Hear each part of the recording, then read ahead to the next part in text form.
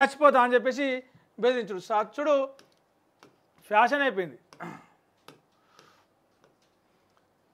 Right. ఒక lady constable Janagama జిల్లాలో పెళ్లి కావట్లేదు అని చెప్పేసి ఒక రకమైన ఆత్మన్యూనతకు లోనై సూసైడ్ చేసుకుంది.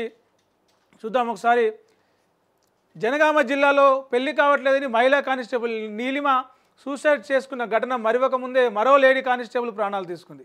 వరంగల్ జిల్లా కాజీపేట దర్గా ప్రాంతానికి చెందిన మహిళా కానిస్టేబుల్ అర్చన 2022లో వివాహం చేసుకుంది. అయితే ఈమెకు పెళ్లి 3 నెలల ముచ్చటగానే ముగిసింది. పెళ్ళి అయిన కొద్ది రోజులకే భర్తతోటి విడాకులైనాయట. ఆ తర్వాత కొన్ని రోజులు ఉద్యోగానికి సెలవు పెట్టి మరో పోటీ పరీక్షలకు సిద్ధమవుతుంది. ఈ క్రమంలోనే అటు భర్త వదిలేసిండు, ఇంకో ఉన్నత ఉద్యోగం కోసం, ఇంకో పెద్ద ఉద్యోగం కోసం ప్రయత్నాలు మొదలుపెట్టింది. ఈ గ్యాప్లో ఆమెకు డిప్రెషన్ వచ్చింది జీవితం మీద. ఇంట్లో ఎవరు లేని సమయంలో చూసి ఉరి వేసుకొని చనిపోయింది.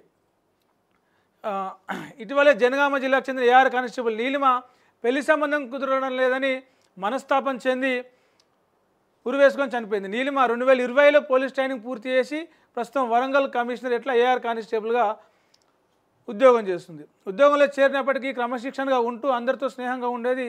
ఆదివారం రోజు ఇంటికి పోయింది, సూసైడ్ చేసుకుంది. కొడకండ్ల పోలీసులు కేసు నమోదు చేసుకొని దర్యాప్తు చేస్తున్నారు. వరంగల్ అంటే 2-3 రోజుల వారం రోజుల వ్యవధిలోనే ఇద్దరు మహిళా కానిస్టేబుల్ కొంచెం సర్కారు ఉద్యోగం, గవర్నమెంట్ ఉద్యోగం కొట్టి జాబ్ చేసుకుంటూ, ఒక ఆమె పెళ్ళై భర్తతో కొన్ని రోజులకే విడాకులై మరో ఉన్నత ఉద్యోగం కోసం కావచ్చు, మరో ఇంకో వ్యక్తితోటి వివాహం కోసం ఎదురు చూస్తున్న క్రమంలో డిప్రెషన్కు లోనైపోయి సూసైడ్ చేసుకుంటే, ఇంకో ఆమె 2020లో కొట్టింది జాబు, దాదాపు 5 ఏళ్ళు. ఇంకో 4-5 ఏళ్ళు చేస్తే ప్రమోషన్ కూడా వస్తుంది కావచ్చు, ఇంకా ఆ సర్వీసు అదంతా, ఇంకా కాంపిటీషన్ ఎగ్జామ్స్ అవి చూసుకుంటే. ఈ క్రమంలోనే పెళ్ళి అయితే లేదని చెప్పేసి సూసైడ్. అంటే ఈ చిన్న చిన్న కారణాలతోని సూసైడ్లు చేసుకోవడం. నిన్న కూడా మనం మాట్లాడుకున్నాం, 2 కొడుకులని గొంతు కోసి తల్లి ఆత్మహత్య చేసుకుంది. ఈ సూసైడ్లు అనేటివి సమాజాన్ని చాలా తప్పుదో పట్టిస్తాయి. ఆత్మస్థైర్యాన్ని పెంచుకోవాలి.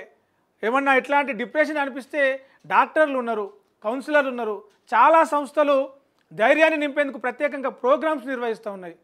అందులోనూ ఇద్దరు కూడా పోలీస్ వ్యవస్థలో ఉన్న వాళ్ళే. ఎవరైనా ఆత్మహత్య చేసుకుంటున్నారంటే వాళ్ళని కాపాడే దానికి సంబంధించి రంగంలో దిగేవాళ్ళే, ధైర్యం చెప్పేవాళ్ళే, ధైర్య సాహసాలు ప్రదర్శిస్తూ ఆ ఉద్యోగం నిర్వహించే వాళ్ళు చేసే ఆ ఉద్యోగం అలాంటిది. కానీ వాళ్ళే ధైర్యాన్ని కోల్పోయి డిప్రెషన్కు లోనై ఈ ఆత్మహత్యలు చేసుకోవడం అనేది కొంత ఆందోళనకరం అని చెప్పొచ్చు. ఈ పోలీసు వ్యవస్థలో ఉన్న వాళ్ళు కావచ్చు, ప్రొఫెసర్లు చేసుకుంటున్నారు, టీచర్లలో ఉన్న వాళ్ళు. అంటే ఈరోజు చిన్న చిన్న కారణాలకే ప్రాణాలు తీసుకునేంత పెద్ద నిర్ణయాలు తీసుకుంటున్నారు. ప్రతి సమస్యకు, ప్రతి దానికి ఒక సొల్యూషన్ ఉంటుంది. ఆలోచిస్తే అదేందో కనిపిస్తుంది మన కళ్ళ ముందే, మన చుట్టే ఉంటుంది ఆ సొల్యూషన్ కూడా. కాకపోతే మనం దాన్ని పట్టించుకోము.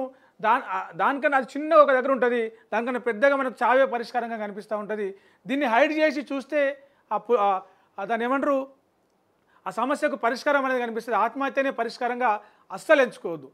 వీళ్ళు కూడా ఆ తొందరపాటు నిర్ణయాల వల్లనే ఇద్దరు కూడా ప్రాణాలు కోల్పోయారు. వచ్చిన తొందర ఏముందని, సర్వీస్ పెరుగుతూ ఉంటుంది, ఎక్స్పీరియన్స్ పెరుగుతూ ఉంటుంది, శాలరీ పెరుగుతూ ఉంటుంది. ఏమంటారు, కలిసి వచ్చే కాలానికి నడిచి వచ్చే పెళ్ళికొడుకు వస్తాడు కావచ్చు. ఆయన దానికి ప్రాణాలు తీసుకోవడం అనేది చాలా విచారించాల్సిన విషయం, బాధపడాల్సిన విషయం. ఇక ఈనాడులో చూస్తే ట్రాఫిక్ నిబంధనలకు సంబంధించిన నిన్న తెలంగాణ